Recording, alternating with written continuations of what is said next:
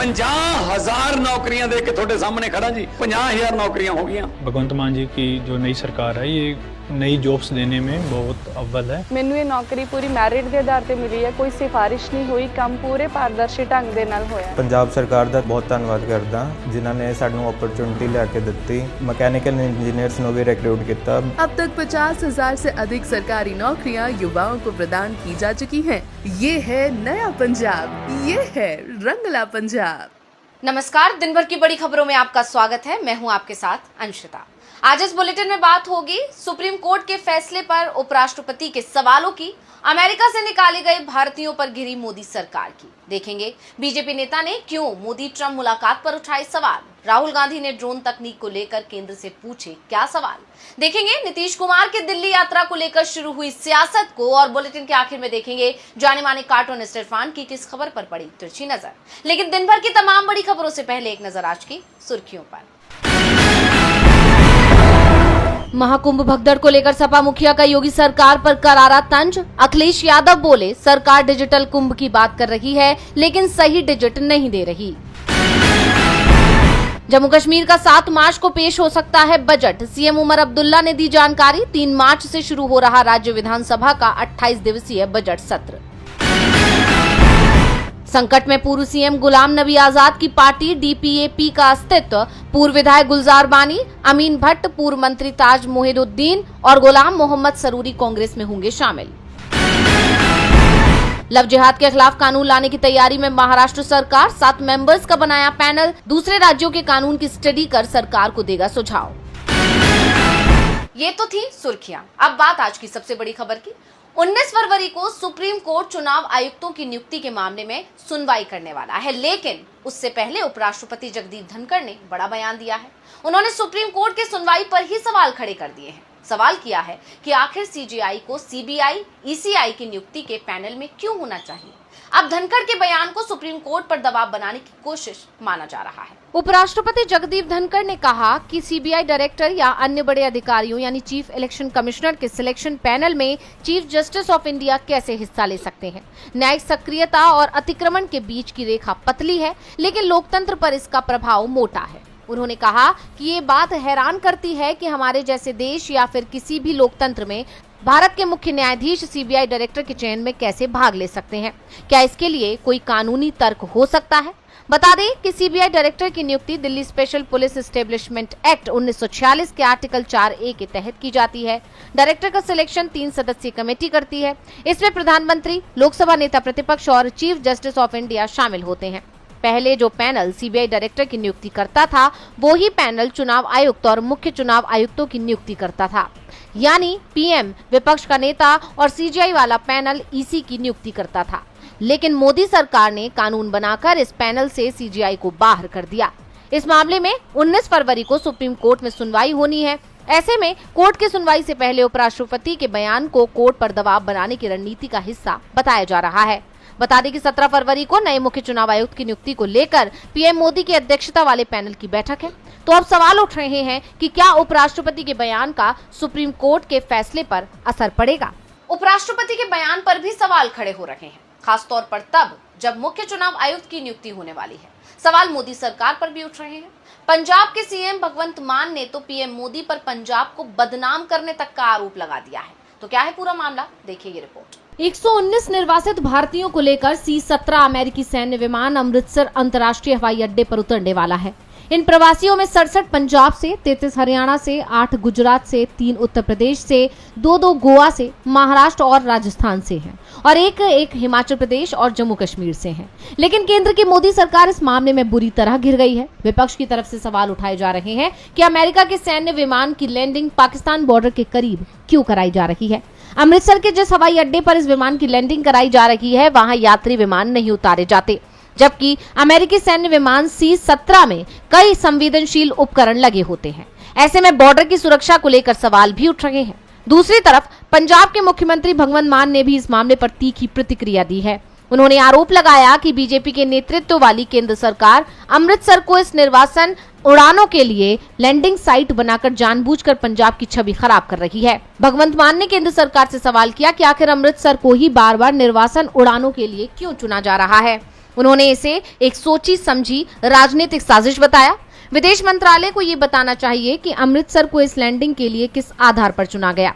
मान ने ये भी सवाल किया कि प्रधानमंत्री नरेंद्र मोदी को उनके अच्छे दोस्त डोनाल्ड ट्रंप ने ये गिफ्ट देकर भेजा। प्रधानमंत्री ने ट्रंप से मुलाकात के दौरान हमारे नागरिकों के मान सम्मान की बात क्यों नहीं की। उन्होंने कहा कि प्रत्येक देश की जिम्मेदारी होती है कि वो अपने नागरिकों को वापस ले यदि वे अवैध रूप से विदेश में रह रहे हैं। उन्होंने ये भी साफ किया कि ये निर्वासन अमेरिका के इमिग्रेशन एंड कस्टम्स इन्फोर्समेंट द्वारा तय मानकों के तहत किए गए हैं जो 2012 से लागू हैं। बता दें कि पिछले हफ्ते 104 भारतीयों के निर्वासन के बाद से ही देश में वाद विवाद का दौर चल रहा है, जब उन भारतीयों को जंजीरों और हथकड़ियों में जकड़कर भारत भेजा गया था। इस अमानवीय व्यवहार को लेकर देश भर में भारी आक्रोश और राजनीतिक बहस छिड़ गई थी। विपक्ष ने इस मुद्दे को संसद में भी उठाया था और अब एक बार फिर सरकार घिर गई है। हर विमान पंजाब ही क्यों आ रहा है, विपक्ष इस पर सवाल उठा रहा है, तो बीजेपी के अंदर भी इसे लेकर नाराजगी दिखाई दे रही है। सवाल पूछे जा रहे हैं कि क्या पीएम मोदी की अमेरिका यात्रा पर यही समझौता हुआ था। बीजेपी के पूर्व सांसद ने तो पीएम के अमेरिका दौरे को लेकर तीखा तंज तक कस दिया है, तो क्यों मोदी और ट्रंप की मुलाकात से नाराज दिख रहे हैं बीजेपी के नेता। देखिए ये रिपोर्ट। पीएम मोदी के अमेरिका दौरे को लेकर कई तरह के सवाल उठ रहे हैं कि आखिर क्यों प्रधानमंत्री अमेरिका के राष्ट्रपति के दबाव में है। जिस तरह से मोदी ने ट्रंप के सामने भारतीय अवैध अप्रवासियों की अपमानजनक वापसी का मुद्दा नहीं उठाया और डोनाल्ड ट्रंप की तमाम शर्तों पर सहमति जताई, उसे लेकर इस तरह के सवाल खड़े हो गए हैं। विपक्ष तो विपक्ष, खुद बीजेपी के नेता का भी कहना है कि ट्रंप ने मोदी को जेब में रख लिया है। बीजेपी नेता और पूर्व राज्यसभा सांसद सुब्रमण्यम स्वामी ने इस मामले में ट्वीट किया कि अब जब मोदी ट्रंप की जेब में है, याद रखें कि वेटर की मिन्नतों के बावजूद मोदी को ट्रंप के उद्घाटन समारोह में आमंत्रित नहीं किया गया था। फिर भी मोदी बाद में ट्रंप से मिलने के लिए वॉशिंगटन भाग गए, तो आयोजित मीडिया कॉन्फ्रेंस में मोदी चूहे की तरह थे। अब ट्रंप, रूस और चीन एक होने जा रहे हैं, यानी ट्रंप के रवैये और पीएम मोदी के रुख को लेकर उनकी अपनी ही पार्टी असहमत नजर आ रही है। हालांकि विदेश मंत्रालय की तरफ से विदेश सचिव विक्रम मिस्री का कहना है कि प्रधानमंत्री ने राष्ट्रपति डोनाल्ड ट्रंप के निमंत्रण पर अमेरिका की एक बहुत ही सार्थक यात्रा पूरी की है। वहीं अगर बात करें अमेरिकी मीडिया की, तो न्यूयॉर्क टाइम्स में कहा गया कि टैरिफ मामले में जैसे को तैसा नीति का ऐलान करके भारत और अमेरिका के व्यापारिक संबंधों की डगर को मुश्किल बनाने के कुछ ही घंटों बाद डोनाल्ड ट्रंप ने भारत के प्रधानमंत्री नरेंद्र मोदी के साथ व्हाइट हाउस में संयुक्त प्रेस कॉन्फ्रेंस की। इस लेख में कहा गया कि नरेंद्र मोदी ऐसे राष्ट्र प्रमुख बन गए हैं जिन्होंने ट्रंप की मांगों के मुताबिक आगे बढ़ने पर बात करके उन्हें संतुष्ट किया। यानी अमेरिकी मीडिया ने भी पीएम मोदी के इस दौरे में भारत को झटका लगने की बात कही है। अब इस पर मोदी सरकार क्या कहती है, ये देखने वाली बात होगी। पीएम मोदी की अमेरिका यात्रा को लेकर पूरी दुनिया में ही सवाल उठ रहे हैं। विश्व मीडिया भी पीएम मोदी की यात्रा को लेकर मान रहा है कि इससे भारत को कोई फायदा नहीं होने वाला। तो दूसरी तरफ कांग्रेस सांसद राहुल गांधी ने पीएम मोदी पर तीखा हमला किया है। मामला ड्रोन तकनीक को लेकर है, तो क्या कहा है विपक्ष के नेता ने, देखिए रिपोर्ट। लोकसभा में नेता प्रतिपक्ष राहुल गांधी ने मौजूदा दौर में बैटलफील्ड यानी युद्ध क्षेत्र और बाकी जगहों पर ड्रोन की अहमियत और जरूरत का जिक्र करते हुए पीएम मोदी पर निशाना साधा।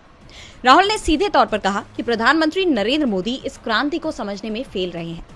राहुल ने इससे जुड़ा एक वीडियो अपने चैनल पर भी अपलोड किया। वीडियो के साथ ही कांग्रेस सांसद ने लिखा कि ड्रोन ने संचार के लिए बैटरी, मोटर और ऑप्टिक्स के संयोजन से युद्ध के क्षेत्र में क्रांति ला दी है। ड्रोन सिर्फ टेक्नोलॉजी नहीं है, बल्कि ये एक मजबूत इंडस्ट्रियल प्रणाली से संचालित निचले स्तर के इनोवेशन है। ड्रोन ने युद्ध क्षेत्र को ही बदल दिया है। टैंक, तोपखाने और यहाँ तक कि विमान वाहक को कम प्रासंगिक बना दिया है। और ये क्रांति सिर्फ युद्ध के बारे में नहीं है, ये उद्योग, एआई और टेक्नोलॉजी की अगली पीढ़ी के बारे में है।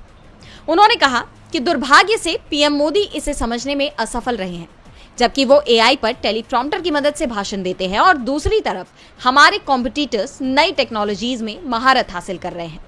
असली शक्ति सिर्फ ड्रोन बनाने में नहीं है, बल्कि इलेक्ट्रिक मोटर, बैटरी, ऑप्टिक्स और उत्पादन नेटवर्क को नियंत्रित करने में भी है।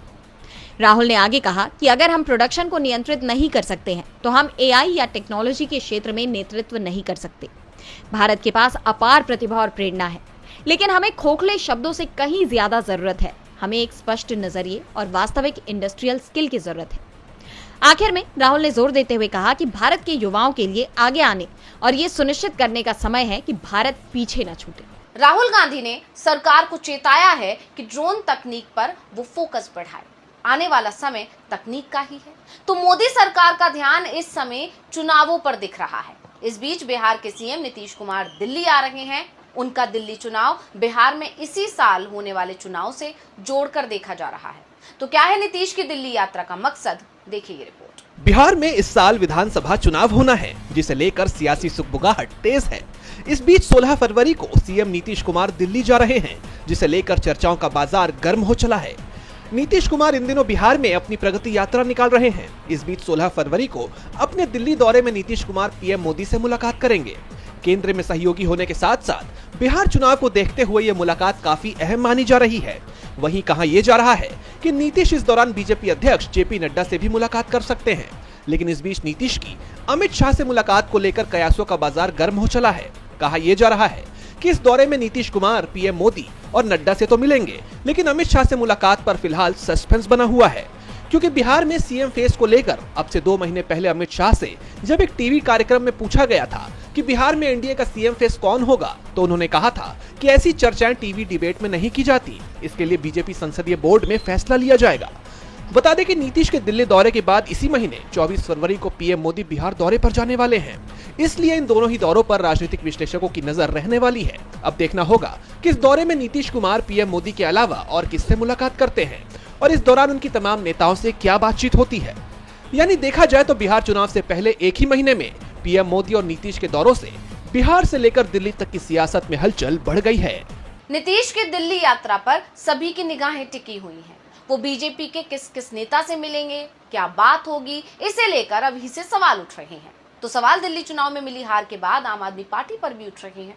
आप में टूट की आशंका जताई जा रही है, तो केजरीवाल की भी मुश्किल बढ़ती दिख रही है। सीवीसी जांच के आदेश हो गए हैं, तो क्या है पूरा मामला, देखेंगे रिपोर्ट में। दिल्ली के पूर्व सीएम अरविंद केजरीवाल के खिलाफ बीजेपी ने अपनी घेराबंदी भी तेज कर दी है।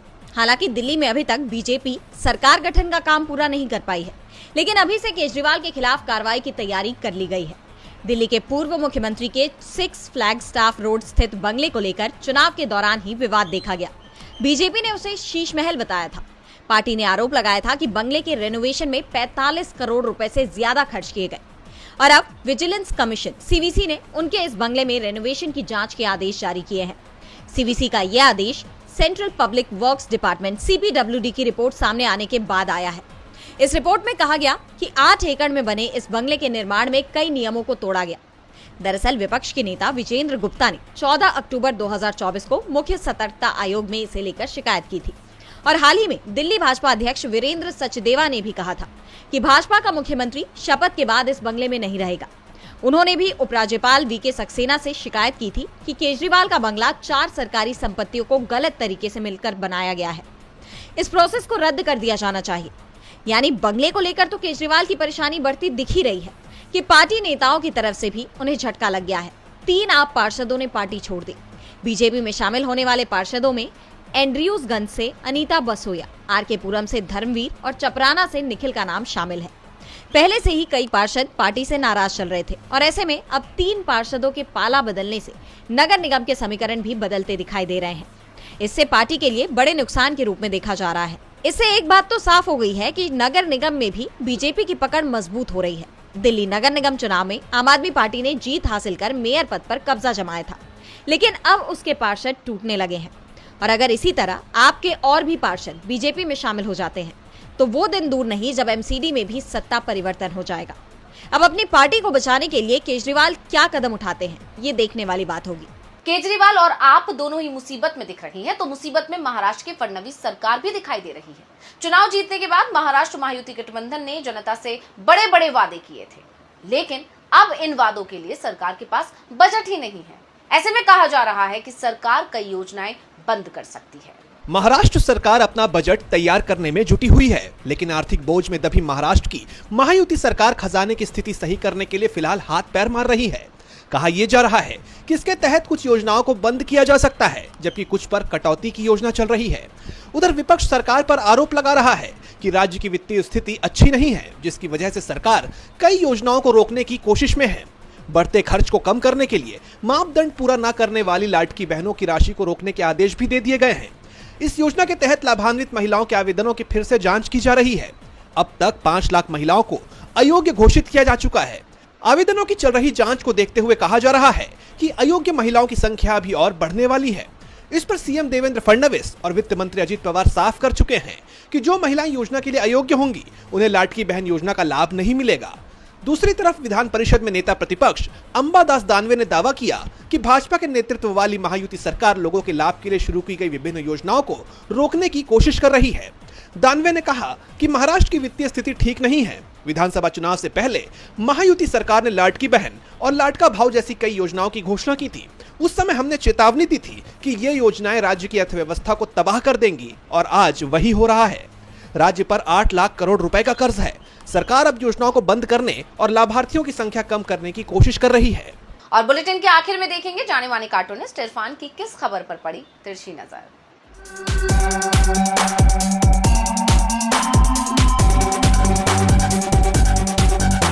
आम आदमी अब दिल्ली की सरकार में नहीं सड़कों पर दिखाई देगा, क्योंकि अब वहां पर खास आदमी की सरकार जो बन रही है। दिल्ली की एनसीडी में भी आज झटका लगा है केजरीवाल को। वहां पर 3 पार्षदों ने बीजेपी का दामन थाम दिया और बीजेपी ने ये बता दिया है कि यहाँ पर भी वो बिना वोट लिए, बिना जीते हुए भी अपनी सरकार, अपना प्रशासन बना लेगी। वैसे भी बीजेपी को सरकार में आने के बाद में केजरीवाल से बदले निकालना है और जगहों के नाम भी तो बदलना है।